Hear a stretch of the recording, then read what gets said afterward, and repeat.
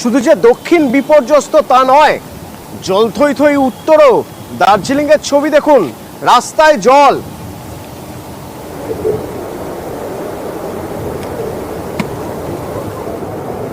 পার্থপ্রতিম আমার সঙ্গে রয়েছেন এই মুহূর্তে দার্জিলিং থেকে। পার্থপ্রতিম, জেপি শর্মা রোড, সেখানে হু হু করে জল বইছে রাস্তার উপর দিয়ে, কেন?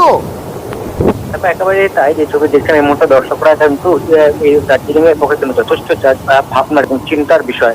কেন এরকমও দেখেছি কার্শিয়াং এ একই অবস্থা, প্রত্যেকটি নর্দমায় কিন্তু আবর্জনা স্তূপ, বাসিন্দারা ফেলে রাখে বিভিন্ন ব্যবহৃত জিনিসপত্র।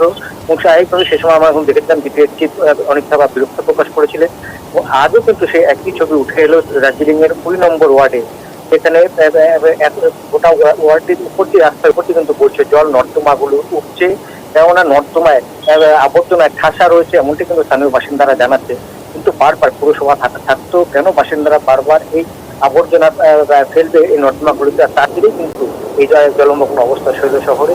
যে ছবি মুহূর্তে দর্শক দেখছেন, যে এরকম যে ছবি কার্শিয়াং এর আগে দেখিয়েছিলাম, আজ কিন্তু দার্জিলিং ২ নম্বর ওয়ার্ড ঘুরে কিন্তু এই ছবি। একদিকে টানা বৃষ্টির রাত্রে যেমন হুড়ো করে জল নামছে উপর থেকে, তেমনি নর্দমাগুলো এই